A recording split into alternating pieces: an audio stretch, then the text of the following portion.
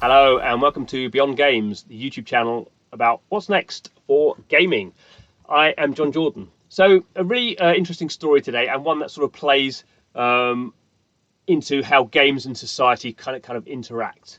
So it's a bit of a sort of difficult kind of subject matter, I suppose, but I think it's sort of a positive kind of story about how games can kind of impact the real world. So the story is about EA and FIFA 21, and there is this individual, KIYAN Prince. So he was a sort of schoolboy really in London. He was 15 years old. He was a very good footballer.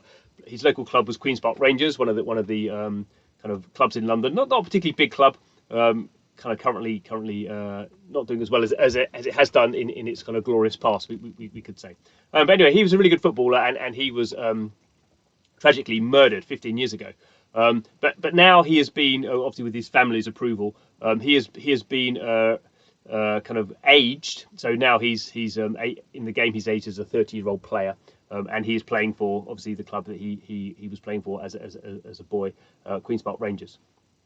So it's sort of an interesting kind of way of taking kind of real world kind of events and in a way kind of rewriting them in a game world, but also kind of taking I suppose the tragedy of what happened in the real world and sort of turning it into something more positive. And I think one of the main reasons that this has happened is that after he died, his dad founded a foundation, so basically a charity that campaigned against knife crime because he was stabbed in a school kind of situation. So this kind of plays into the fact that a tragic thing happened. The family then tried to create a positive out of that by creating a foundation, doing charity work in schools, and teaching people not to carry knives. Clearly, all that sort of stuff.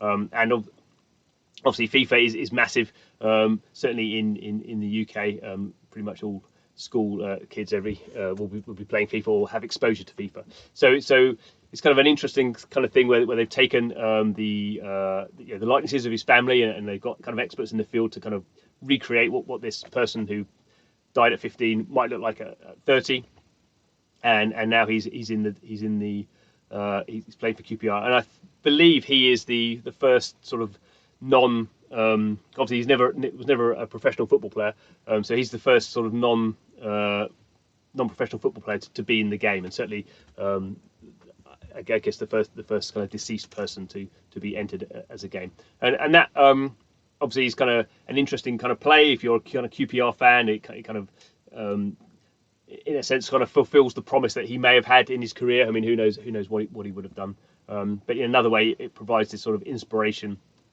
And it provides this, obviously it's kind of good marketing, I suppose, for FIFA as well. But it does kind of show the fact that we play these games, and even things like FIFA has equally has had quite a bit of bad press about some of the monetization options in there. But equally, these things are more than just kind of financial products. They're more than entertainment products. They are kind of cultural products as well. And I think this is a particularly kind of symbolic, significant sort of implementation, but over time we'll only ever see sort of more of these. And obviously this plays into lots of sort of similar things where sometimes in different sort of game types, but kind of community members die and they're kind of they're either recreated or memorialized in the games that they play, and it's kind of good to see.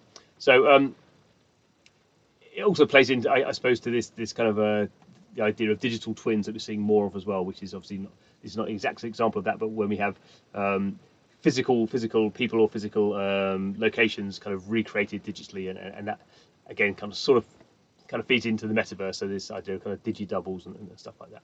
So good to see stuff like that happening. Obviously, hopefully it has some impact as well in terms of the kind of campaigning message that they're trying to bring.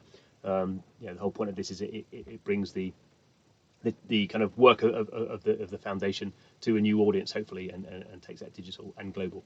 So anyway, thanks for watching. This is Beyond Gaming, the YouTube channel thinking about kind of gaming and what happens next and how gaming is influencing society as well. So we hope you enjoy the videos, and please subscribe. Thanks for watching. See you again soon.